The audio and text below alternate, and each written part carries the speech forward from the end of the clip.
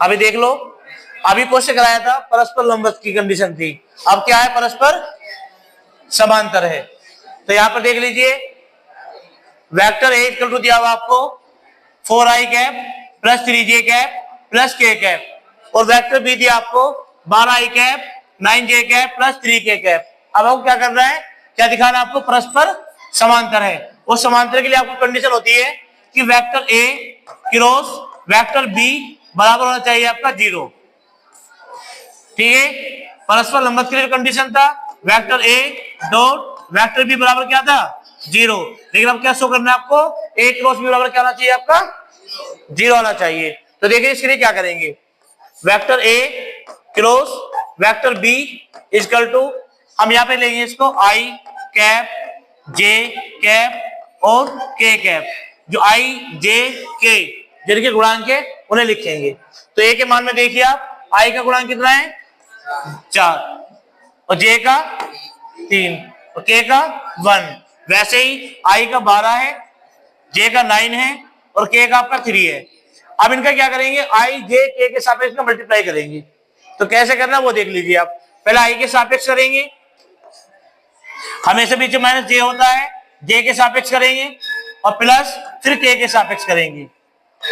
अब यहां पर देखिए हमें आई प्लस का लेना है, जे माइनस का और के प्लस का। तो यहां पर देखिए जब आई का वैल्यू सोल्व करेंगे तो आई की वैल्यू को हम ढक लेंगे इस तरीके से, और ये हो जाएगा 3 3 जा 9, बीच में हमेशा माइनस होता है और 9 1 जा 9। हमें जिसके सापेक्ष करना है उसका मान हमें क्या करना है, ढक लेना है। जैसे जे के सापेक्ष करेंगे तो जे का मान ढक लेंगे इस तरीके से और क्रॉस मल्टीप्लाई करेंगे ऐसे, 3 यहाँ पे मल्टीप्लाई करेंगे 4 का 3 में तो 12 आएगा, माइनस 12 का 1 में करेंगे तो भी 12 आएगा।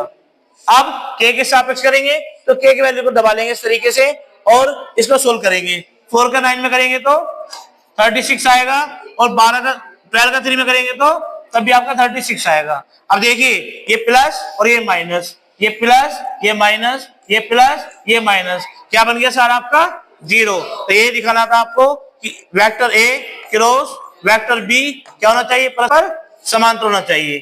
परस्पर क्या होना चाहिए, समांतर। ये कंडीशन आपको लेके आनी थी, नोट कीजिए।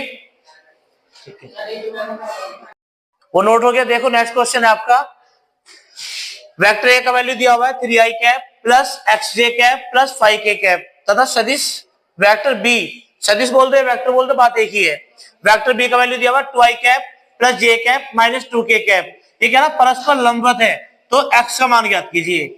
जब परस्पर लंबवत है तो कई बार आपको बता दिया है कि लंबवत की जो कंडीशन होती है vector A dot vector B बराबर क्या होता है आपका 0 होता है। आपको ये लेकर चलना है और x का मान ज्ञात करना आपको, ठीक है। तो देखिए vector A equal to A dot B बराबर क्या लेकर चलना आपको 0।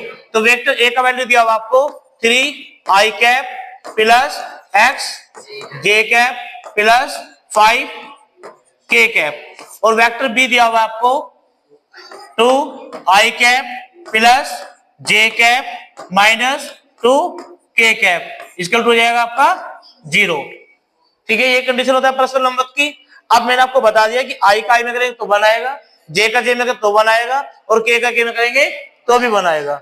ये मल्टीप्लाई आपको क्या बता दिया, तो आप सीधा करो, आई का आई में कर दो, जे का जे में कर दो और के का के में कर दो। बाकी आई का जे में करेंगे तो भी 0, आई का के में करेंगे तो भी 0। ठीक है, ये प्रॉपर्टी आपको बताई दी है। तो देखिए 3 का 2 में करेंगे, 3 का 2 में करेंगे तो 3 दूनी 6। ठीक है, एक्स का इसमें करेंगे तो जे का जे में क्या 1 आ गया, तो कितना बचा आपका x बचा।